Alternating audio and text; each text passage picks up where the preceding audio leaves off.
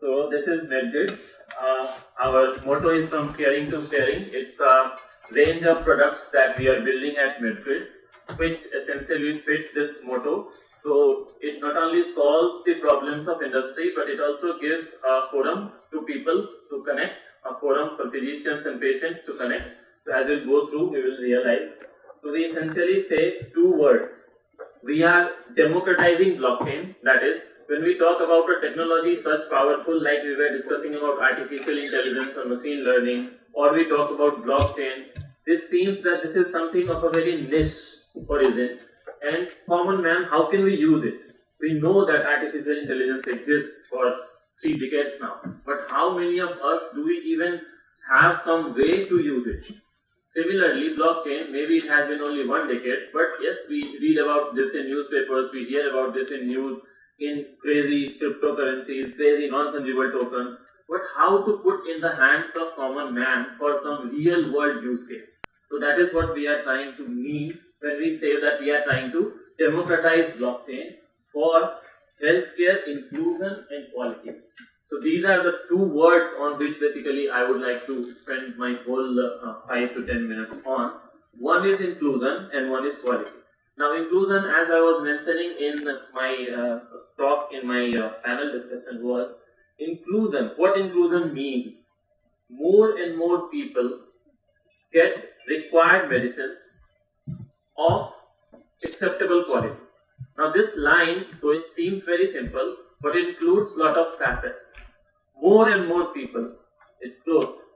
Industry is going to accept the technology only when it also somehow weaves in growth for them. That is number 1. We are doing so many of unique projects under this medGrids umbrella with so many of revered companies.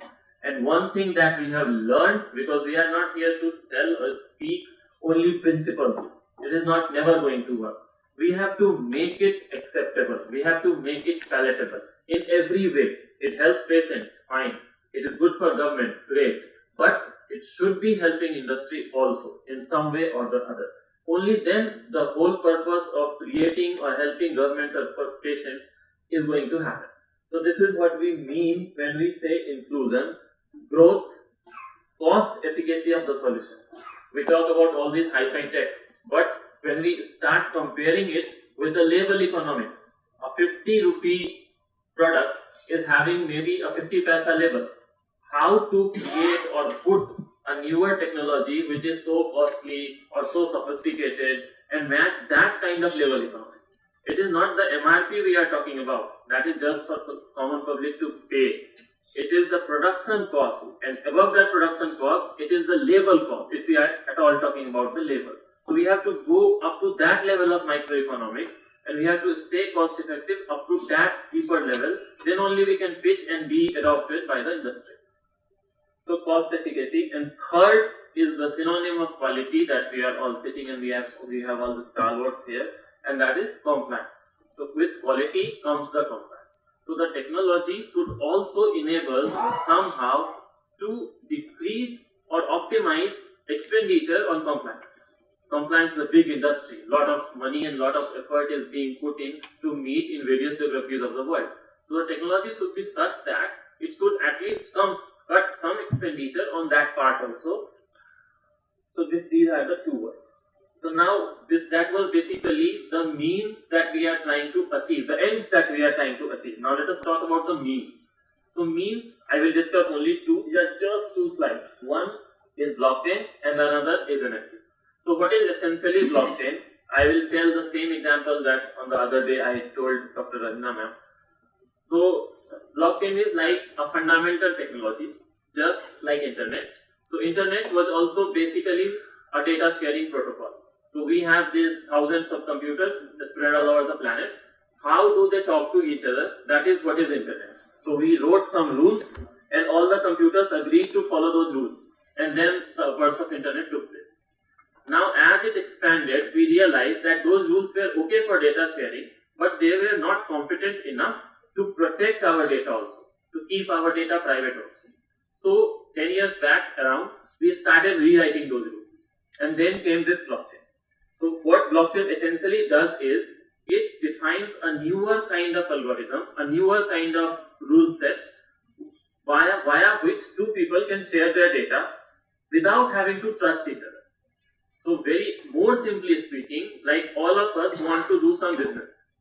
For doing that business, all of us should trust each other. We should have something via which we can trust each other. Then only we can engage into some kind of a business.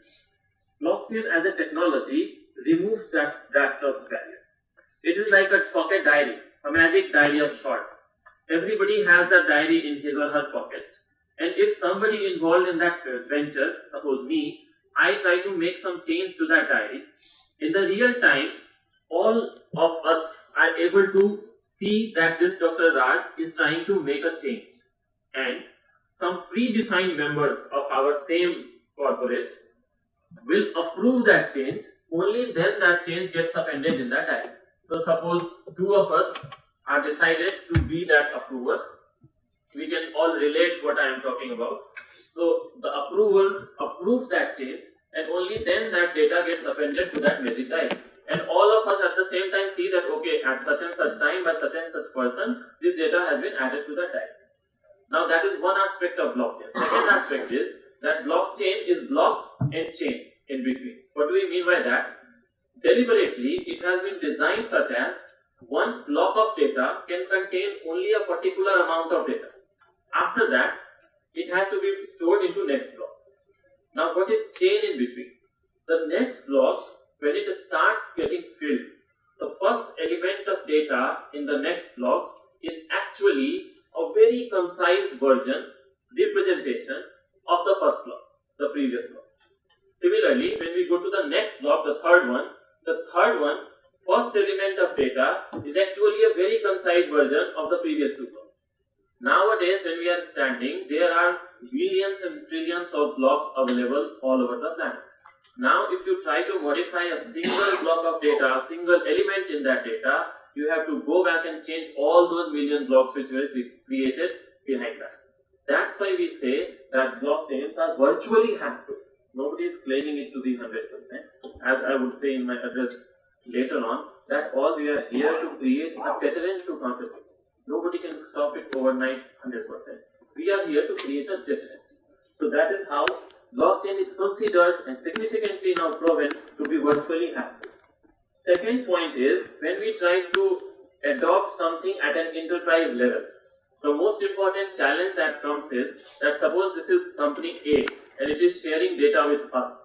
Then the fundamental question is that what guarantee can you provide that you won't share our data with company B or C or D? So how we are placed in that? If you talk to bigger corporates, Googles and Microsofts of the world, they will tell you bigger architectures, how we are basically giving privacy to your data, how we are doing this and that, and they charge hefty amount of sum for that. But when we talk about blockchain, it is again a fundamental change that has been made in the data sharing in blockchain. It is like having your data in your private safe on this network with your private key. Without your intervention, or again without your approval, not even the service providing industry can see your data. Or it can see your data only up to the time and up to the extent that you have switched the key into. Once you pull that key out, the data visibility is gone. Even to the industry which is providing you the service, forget about sharing it with party B or party C or party D. So that is the second point. And third point, and very common one nowadays, is it is a decentralized network. Blockchain does not reside in a company's server. It is spread all over the planet. It is zero downtime technology. It never goes down simply. A wire, a cable is cut somewhere in the ocean, or there is some server which is hacked. These things simply does not affect Web 3.0 and blockchain which we see. Now as I speak, I must also emphasize that all these technologies and all these futuristic looking words are not in that level of maturity which the existing solutions are. So all of this is not true from day one.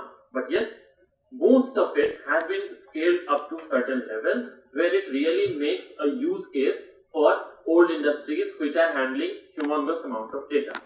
So that is about blockchain. The second aspect is specifically concerning us as medGrids. So one key piece of technology that we are using at medGrids is NFTs, non-fungible tokens. Now what is NFTs? Little bit you might have heard in news and classes that these NFTs are some kind of crypto codes which are attached to some rareables and collectibles like digital painting, high value assets, and then once they are sold in attachment with that NFT, they can simply not be duplicated. That is to say, a person having an original Mona Lisa painting also has an NFT of that Mona Lisa painting. Now this original Mona Lisa painting can be duplicated by n number of ways, but that NFT of that Mona Lisa painting cannot be duplicated. That's why that person, when he or she goes to a legal forum, where he has to basically or she has to basically auction that painting, then she or he can prove that yes, this is the provenance, I am the original owner of the original Mona Lisa painting because I have the original NFT. It is difficult to protect the asset, but it is technically possible to protect this digital asset.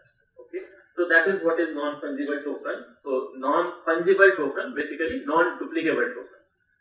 Now other pieces, other key features that come with this NFT is, number one, that these are programmable. Let me go a little fast and tell you that this NFT, what we have done, we have created a technology via which we are able to scale these non-fungible tokens to a competitive number. Like currently our software is validated to create 20 lakh non-fungible tokens per day, and we are capable to creating 1 crore non-fungible tokens per day, validated for 20 lakhs and the installed capacity of 1 CR tokens per day. Now what do I mean by that? We create non-fungible token for your asset, in this case maybe drugs, maybe medical devices. Then we code that token into a simple mobile camera scannable QR code. We don't go for barcodes, we don't go for RFID tags, just for two things. One, that once the generation which is going to get control or relatively getting control of the society here in India and also elsewhere knows when he or she sees a QR code that what to do with this QR code. We simply put out our cameras in front of those Paytm QR codes and we scan. So QR codes are becoming kind of a formidable tech. It is going to stay, and the way fintech has adapted itself around QR codes, it is almost impossible to go anywhere away in very foreseeable future. So that is number one reason, that it is user friendly. You just have to point and shoot fakes if we are talking about anything on it. Second point is that these QR codes are inherently way richer in data than normal barcodes or RFIDs can. So essentially, once we scan a QR code, it takes you to a web page. Now that web page is a virtual real estate with a database in the backend, which is programmable. You can literally put anything today, remove it tomorrow, put something different day after. So once I go to the real use cases, we will realize it more. And third is non-duplicity that I have already covered. Now using these things, how medSure works. So medSure is our platform which we have designed for pharmaceutical industry for certain use cases, including this anti-counterfeiting and brand protection that we are here to discuss. So how essentially medSure works. You go to this website of ours, www.medgrids.com. You choose medSure as one of the products. You place an order. It's an order placement process in which basically you have to upload some of your packaging or manufacturing or production data. It is the essential normal practice. Once you upload that metadata, our system takes that metadata, codifies it, and creates unique non-fungible tokens, converts those NFTs into QR codes, and supplies it to you in form of software via which you can plug it to that variable QR code printer, and when your label is being printed in place of barcode, you place those QR codes. That is number one. Number two, in other industries, non-pharma mainly, we are supplying it in form of stickers with all those tamper-proof and all those bells and whistles attached to it. But the main technology remaining again is NFT. The third thing that happens, that these QR codes get printed at each level of packaging. So as we were talking about the custodians being the pharmacists, custodians being the production houses or the warehouses, custodians being at the level of the plant. So we entail that this technology has to be printed in a parent-to-child manner on every level of packaging. This is what essentially global standard organizations like GS1 also propagate. Too difficult to achieve, but once the technology is simplified enough, these things are not far from becoming true. So this happens.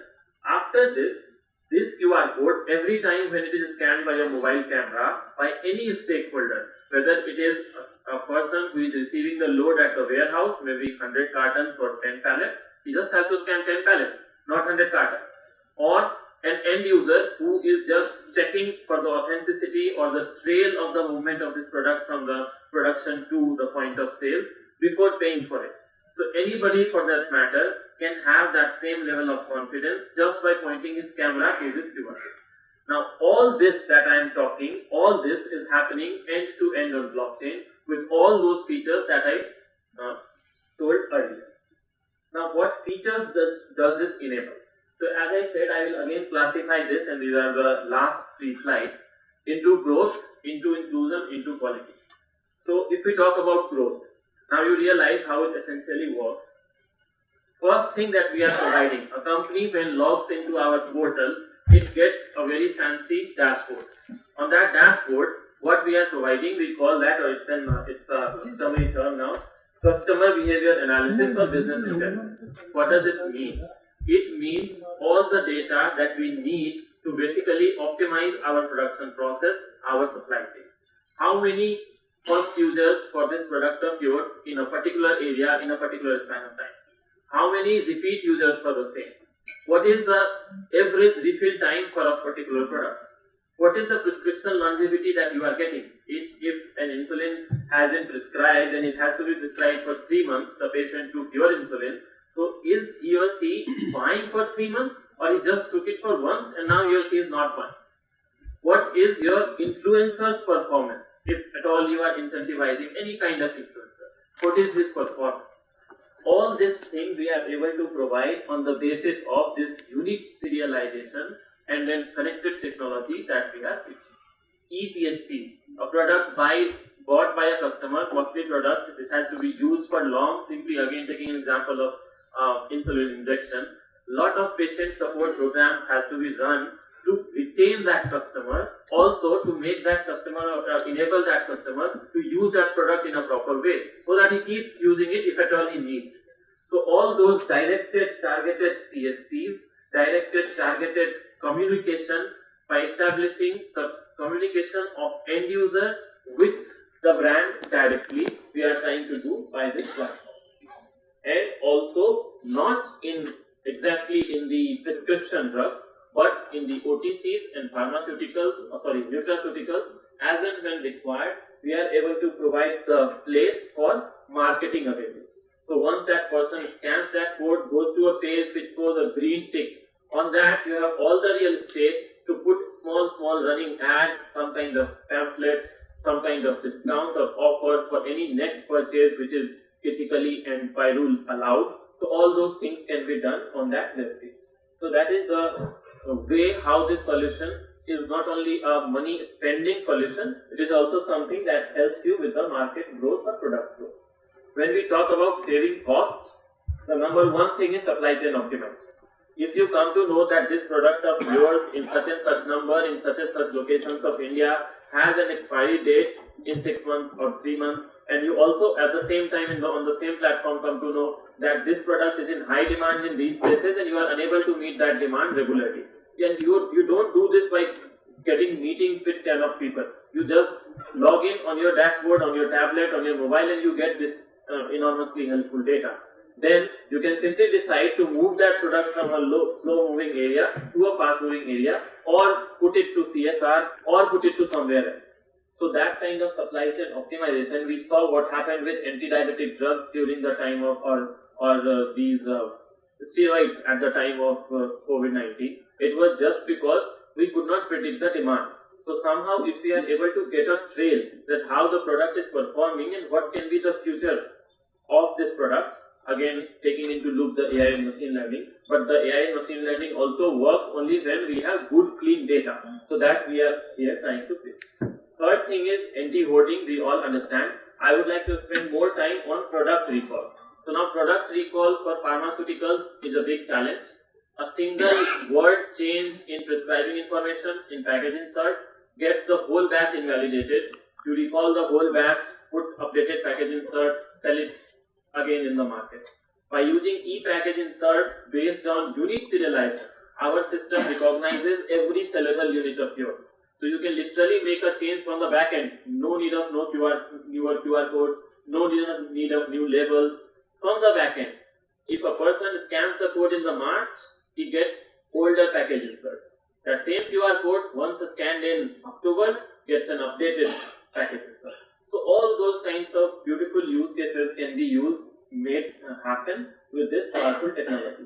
Then again, litigation we have discussed enough, that once a lot of a company is captured, they are just made to prove in the code that yes, this product is not mine. Just to prove this, that this product is not mine, not designed at a GMP facility of ours or something of that sort, lot of money and lot of effort is spent. What if we are able to provide a very easy solution and proactive solution? So right now how this thing is happening is reactive. Some reports, some complaints came, then some seizure happened, or some raids were done, then the product or sampling was done, then the testing was done, then it all happened. What if we are able to do this in a proactive manner, so that all those efforts need not to be done at all, and the patients are also saved at the same time? So that is about litigation.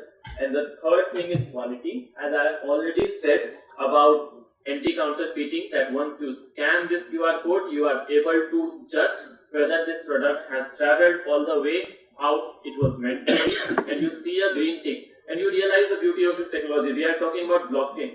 This is connecting that user who is buying that drug directly to the manufacturer. There is no middleman in the between. Those tokens which were created at the time of placing order, they are residing in the node of that manufacturer. And once you scan that QR code, our application directly talks with that manufacturer node. And the manufacturer literally confirms you on blockchain that this product is ours, buy it with confidence. So that is the level of customer satisfaction that we are targeting. And yes, we are GS1 compliant, we are working on CF 2111, also CFR, and e-package insert I have already told. Expiry date management is one beautiful part, because these non-fungible tokens are programmable. There is something called burning of these tokens. So these tokens get destroyed after a certain stimulus. Now that stimulus can be a single scan, is in case of end user. End user scans that product and gets this, that it is verified, green tick, everything. Then you get that, are you buying it for your personal use?